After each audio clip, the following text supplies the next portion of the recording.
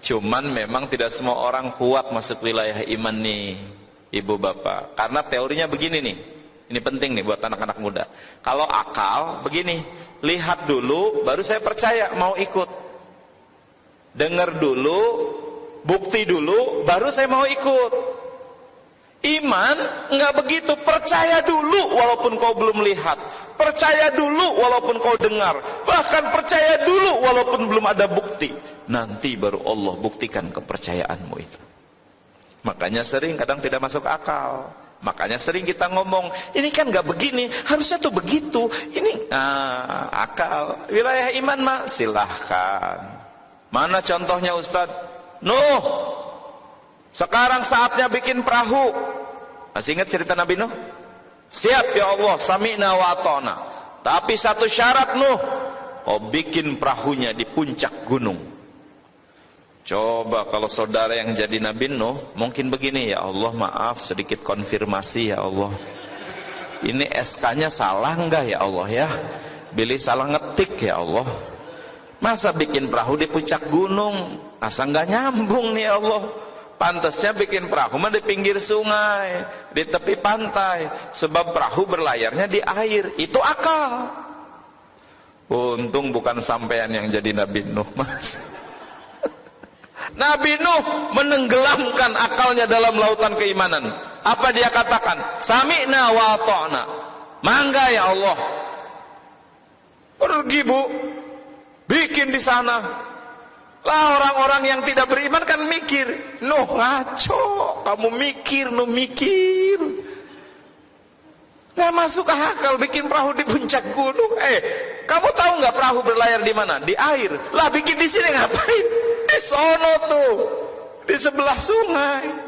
Ngaco nih, kata orang tidak beriman. Kata Nabi Nuh, biarin aja, Allah yang mau. Mangga saja, saya mengikutin saja. Sudah selesai perahunya Nuh, sudah ya Allah. Masukkan orang beriman, lepas talinya, ucapkan olehmu, Bismillahi majreha wa mursaha, inna rabbi laghafurur rahim. Turun hujan, arba'ina yauman, 40 hari 40 malam, minas sama'i wal ard. Air keluar dari langit, dari bumi keluar. Semesta tenggelam, termasuk gunung. Baru orang beriman mengatakan, Sadaqallahul azim, maha benar perintahmu ya Allah. Untung saya nurut ya Allah. Oh, enggak semua orang kuat Pak, percaya udah. Wong semua takdir Allah yang menentukan. Apalagi cerita Nabi Musa lebih hebat lagi. Ibunya melahirkan laki-laki.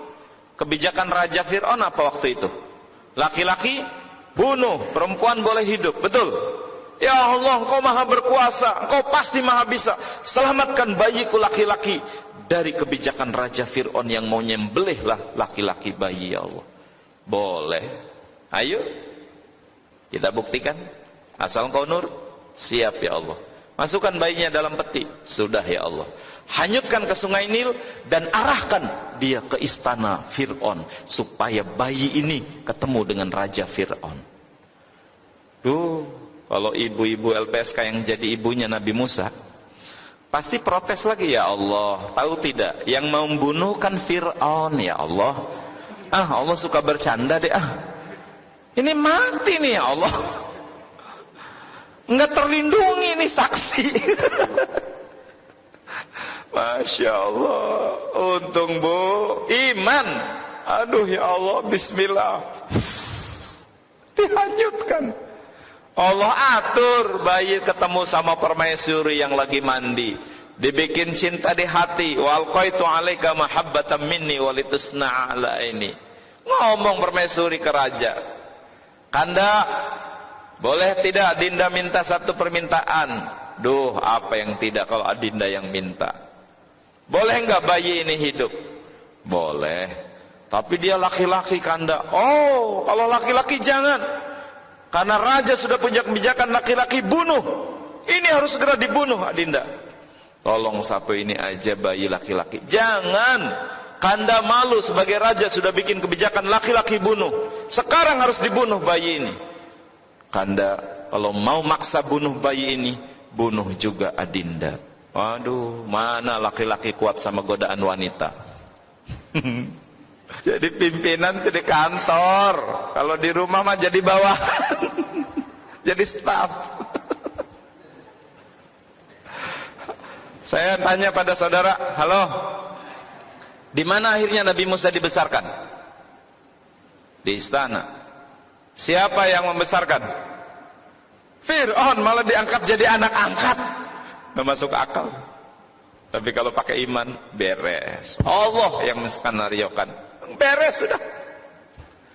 Segitu rumitnya permasalahan Musa, beres buat Allah karena punya iman ibunya.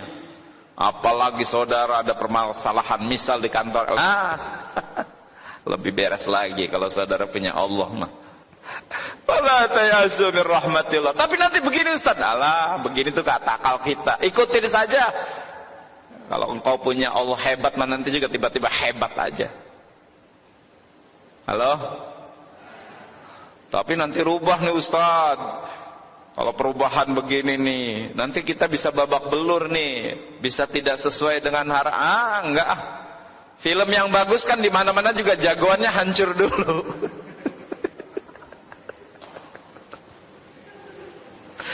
Saudara enak nggak nonton film jagoannya menang terus?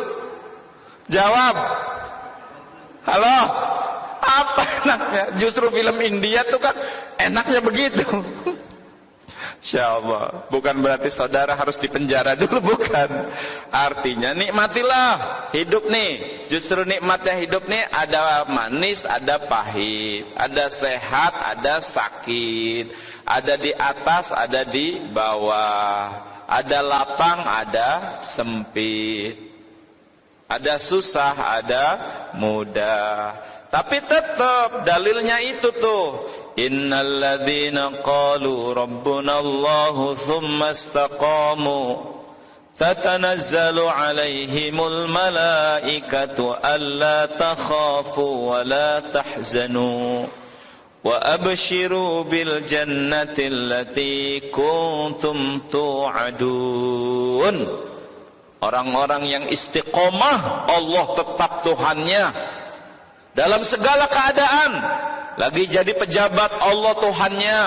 Lagi jadi bawahan, Allah Tuhannya. Lagi kaya, Allah Tuhannya. Lagi miskin, Allah Tuhannya. Lagi sakit, Allah Tuhannya. Lagi sehat juga, Allah Tuhannya. Senang, Allah Tuhannya. Sedih, Allah Tuhannya.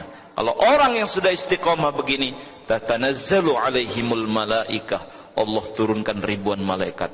Allah takhafu wa la tahzanu, tidak akan pernah takut, tidak akan pernah bersedih. Wa abshiru bil jannati allati kuntum tu'adun, bahkan sudah diberitakan kabar gembira dengan surga yang dijanjikan. Gitu. Kenapa Ustaz cerita begini Ustaz? Ya ada orang-orang tuh yang berubah Pak. Waktu jadi bawahan Allah Tuhannya. Duhur sholat berjamaah, tahajud rajin, baca Quran sering, sunnah dilaksanakan. Waktu jadi bawahan, Allah kasih dia jabatan. Sudah mulai itu, Allah bukan Tuhannya, tapi jabatannya. Sudah mulai segala-galanya dipentingkan untuk jabatan, bukan karena Tuhan Allah. Waktu belum nikah, waktu masih ngontrak, Allah Tuhannya. Tidak sedikit lapang rezekinya, sudah mulai harta Tuhannya. Sholat sisa waktu, itu pun kalau masih ada waktu. Kalau enggak ada, dijamak saja semuanya. Alasannya apa? Ini kan rapat penting. Kalau enggak rapat kan nanti bisa kena teguran. Kalau enggak dilaksanakan ini kan takut kena SP. Sudah takutnya pada atasan, pada jabatan, bukan lagi pada Allah. Na'udzubillah min zalik. Wis, mulai hari ini, satu, kuatin iman. Kalau iman mah jadi tenang. Apa keadaan yang cocok? maaf yang tidak cocok jelek? Tidak. Kenapa Allah kasih informasinya lewat dalil? Asa an takrahu syai'an wa huwa khairul lakum wa asa an tuhibbu syai'an wa huwa syarrul lakum wallahu ya'lamu wa antum la ta'lamun. Boleh jadi sesuatu yang kamu benci, kamu tidak sukai, padahal itu baik untukmu. Dan boleh jadi sesuatu yang kamu sukai, kamu ingini, padahal itu jelek untukmu. Wallahu ya'lamu wa antum la ta'lamun. Allah Maha tahu buat besok-besok apa yang terjadi pada kita. Kita mah tidak tahu apa-apa. Ada seorang pemuda doa, Ustaz, ini hari Jumat doain saya dong, saya belum nikah Ustaz. Jadi semoga saya bisa segera nikah. Mumpung hari Jumat, baca surat Kahfi, baca salawat Nabi nih. Saya diajarin oleh guru saya 400 kali. Siapa tahu berwasilah dengan bacaan Quran, dengan salawat, ijabah doa. Nurut kan, habis Jumat dia baca surat Kahfi, yang lain pulang, baca salawat Nabi. Udah sepi, doanya singkat. Ya Allah, dengan berkahnya surat Kahfi dan salawat Nabi, semoga ada perempuan yang tertarik pada saya untuk jadi istri. Amin. Keluar masjid, baru melangkah 50 meter, ini doa benar-benar bergerak. Ada yang tertarik pada pemuda ini. Cuman menggonggong. Ternyata digigit anjing. Kalau akal, kalau kecocokan hati, pasti kan ngomong begini, ya Allah, salah kirim, ya Allah. Saya itu mintanya jodoh perempuan, memang anjingnya anjing betina, ya Allah. Nggak cocok kan? Salah nih sepertinya. Tapi belum selesai bro, namanya takdir tuh tenang. Allah tuh filmnya suka bagus. Ditolong oleh masyarakat, bersimbah darah, dibawa ke rumah sakit rabies kan, harus nginep 2 hari. Lukanya harus dijahit. Kebenaran yang menjahit seorang suster yang baru keluar dari akademi perawat. Begitu ngejahit, gemeter, jatuh benang sama jarum. Suster ngambil, pasien ngambil. 2 tangan ketemu di 1 jarum. Mata bertatapan. Langsung terajana. Apa susahnya buat Allah dalam waktu 2 hari menumbuhkan benih-benih cinta di antara pasien dan perawat. 1 bulan ta'arufan, 3 bulan menikah. Malam pertama baru kebuka tuh iman pemuda. Ya Allah, maafkan saya buruk sangka pada anjing itu, ya Allah. Rupanya jodoh saya lewat anjing, ya. Makanya yang belum punya jodoh, hari Jumat baca surat Kahfi sama salawat Nabi mas, cari anjing.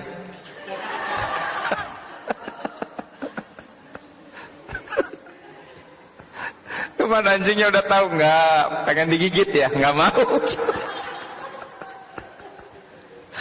Pengen digigit anjing, ditebruk angkot. Halo, kadang yang tidak cocok tuh belum tentu tidak baik. Jadi syariatnya digigit anjing bagus tidak nih? Buat pemuda, ya bagus, memang jalannya begitu. Nah, nitip nanti di kantor, di kerjaan, ada perubahan, ada baik sangka aja. Tapi nanti saya disewis lah. Tong banyak mikir teuing hidup teh. Kita memang mungkin masih biasa sekarang. Ada cicilan, gaji pas-pasan, ditambah situasi yang belum menentukan. Tapi kalau Allah mau tiba-tiba kita karir cemerlang, banyak rezeki, ya siapa yang menghalangi? Sebab Allah punya kuasa. Innama amruhu idza arada syai'an ayyakula lahu kun fayakun.